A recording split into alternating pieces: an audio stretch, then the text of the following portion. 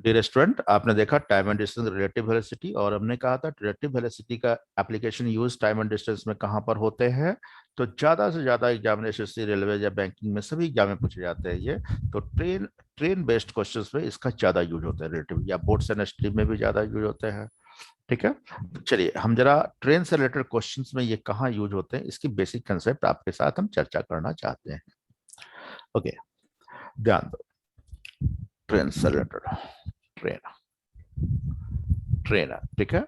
Train में situation क्या होता है, जैसे आप ट्रेन में चलते हैं तो क्वेश्चन में पूछा जाता है कि ट्रेन एक आ रही है। आप प्लेटफॉर्म पर खड़े हैं, कोई व्यक्ति प्लेटफॉर्म पर खड़ा है, तो हो सकता है ट्रेन आपको क्रॉस कर जाता होगा थोड़ी देर में, वहां नहीं रुकता हो तो।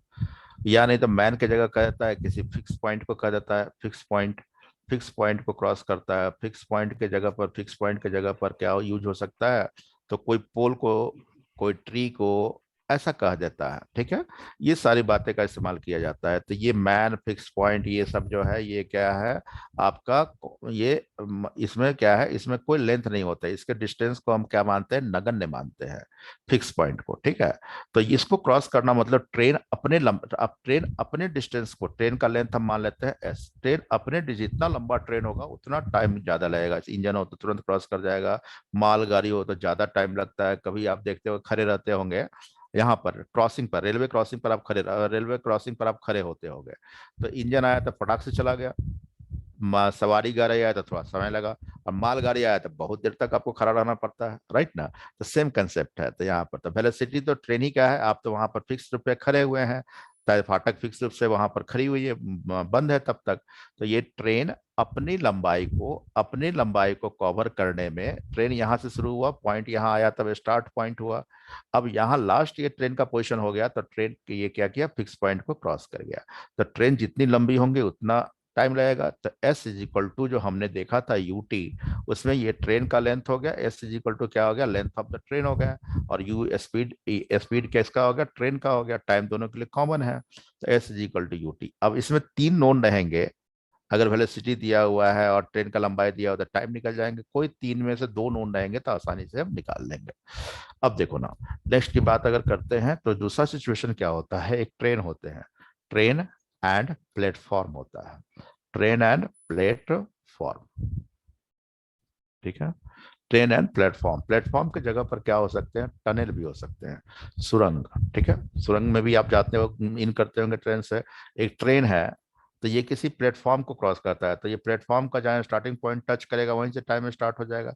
या टनल को क्रॉस करता है, तो सुरंग को जहाँ स्टार्टिंग पॉइंट होगा तो ये क्रॉस करेगा। अब ऐसे कंडीशन में कि ये ट्रेन आ रहा है, प्लेटफॉर्म को क्रॉस करना है, तो यहाँ से टाइम, यहाँ पर टच किया तो टाइम स्टार्ट हो गया।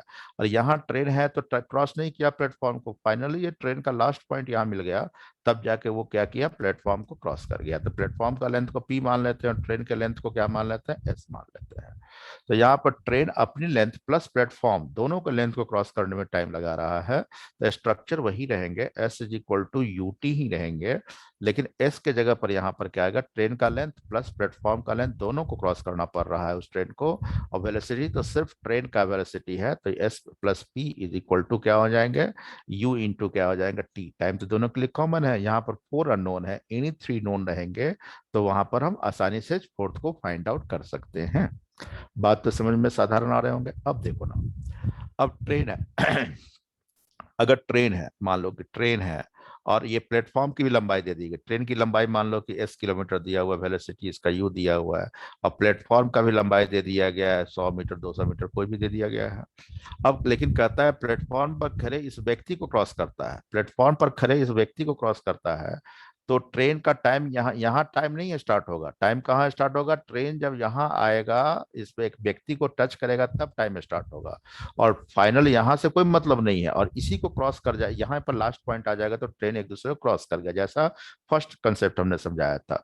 तब यहाँ पर क्या होगा, तो यहाँ प्लेटफॉर्म के लेंथ से हमको कोई मतलब नहीं कि प्लेटफॉर्म को क्रॉस नहीं कर रहा है, फिक्स पॉइंट को क्रॉस कर रहा है। तो यहाँ पर सिर्फ एस आएगा, s is equal to you t, वही फर्स्ट स्ट्रक्चर जो बता रहे थे, s is equal to you t. यहाँ प्लेटफॉर्म का लेंथ जो 100 मीटर, 200 मीटर दिया है, इसकी कोई आवश्यकता नहीं है, इसको देने की आवश्यकता नहीं थी। ठीक है, ओके। अब देखो ना, अगला सिचुएशन में और क्या होगा, जैसे एक ट्रेन है, एक ट्रेन है, एक ट्रेन इधर जा रही है, दूसरा ट्रेन भी इधर इसी डायरेक्शन में जा रहे हैं। तो इस ट्रेन का लेंथ हम मान लेते हैं S1, इस ट्रेन का लेंथ मान लेते हैं S2, इसका वेलोसिटी U1, तो इसका वेलोसिटी क्या मान लेते हैं U2। दोनों सेम डायरेक्शन में, ये डायरेक्शन क्या हो गया आपका, सेम डायरेक्शन में जा रहा है। लेकिन कहता है कि इसमें बैठे हुए किसी व्यक्ति को क्रॉस करना, यानी आप बैठे हुए आपको क्रॉस करने में कितना समय ये लगा रहा है, या फ्लैग का देता है, फ्लैग का देता है, बर्ड का देता है, इसे क्रॉस करने में कितने समय लगाएगा। तो कंसेप्ट तो आप ये समझ रहे होंगे। लेकिन दोनों ट्रेन चल रही है, तो दोनों ट्रेन चल रही है, इस फिक्स पॉइंट को क्रॉस करना है। तो जिसमें फिक्स पॉइंट बैठा है, तो पूरा लेंथ का, ट्रेन का लेंथ से हमको कोई मतलब नहीं है, क्योंकि ट्रेन आएगा यहाँ पर टच करेगा तब टाइम स्टार्ट करेंगे, और इसी फिक्स पॉइंट को यहाँ पर लास्ट हो जाएगा तो क्रॉस कर गया। तो हमको इस ट्रेन की लंबाई से कोई मतलब नहीं है। तो यहाँ पर S1 is equal to U1, same direction में है तो डिफरेंस कर देंगे, सेम डायरेक्शन में है तो क्या करेंगे, डिफरेंस करेंगे U2, और इनटू क्या कर देंगे, T कर देंगे, बस हो गया। ठीक है। तो यहाँ पर इस सिचुएशन में हम इस स्ट्रक्चर का यूज करते हुए इन 4 अननोन में से 3 नोन हो जाएंगे तो फोर्थ निकल जाएंगे। अब अगर सिचुएशन ऐसा ही होता है, मान लो कि ट्रेन है, ठीक है, और इसी डायरेक्शन में या अपोजिट डायरेक्शन में ट्रेन है, और ये इसकी लंबाई S1 है और इसकी लंबाई टोटल क्या है, S2 है, इसकी velocity U1 kilometre per hour, इसका U2 है। अब यहाँ पर देख रहे हैं कि इस बार इसमें बैठा हुआ है व्यक्ति, या फ्लैग यहाँ इसको क्रॉस करना है, तो ऐसे कंडीशन में इसकी लंबाई से हमें कोई मतलब नहीं, इस ट्रेन की लंबाई से कोई मतलब नहीं है।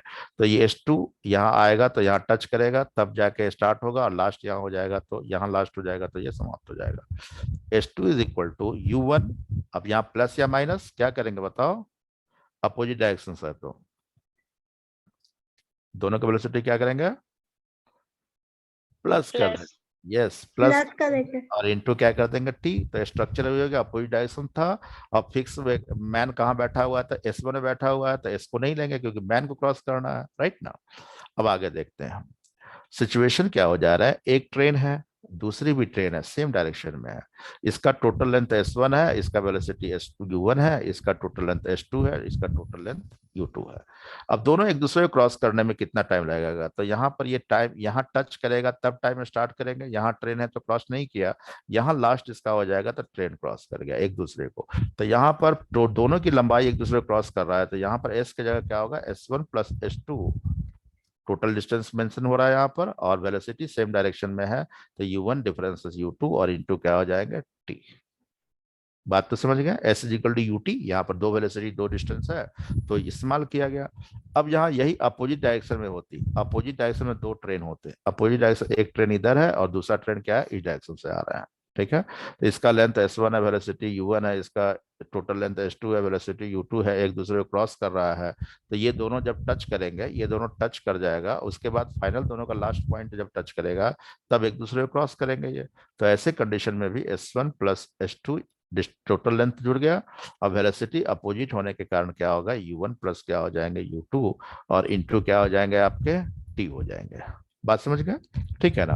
तो सारे जितने भी क्वेश्चंस यहाँ पर है, सभी में क्या हो गया, S इज इक्वल टू, हमने जब फर्स्ट स्टार्टिंग में कमिटमेंट किया था कि सारे क्वेश्चन को S is equal to UT पर ही बनाएंगे, चाहे सिचुएशन कोई भी क्यों ना हो। तो यहाँ भी देख रहे हैं S इज इक्वल टू, बस बात आवश्यकता, अगर दो लेंथ है तो S1 प्लस S2 हो सकते हैं मैक्सिमम, और वेलोसिटी अगर सेम डायरेक्शन में है तो माइनस, अपोजिट डायरेक्शन में तो क्या होगा प्लस, राइट ना। और U1 प्लस माइनस U2, और इनटू क्या हो जाएंगे T।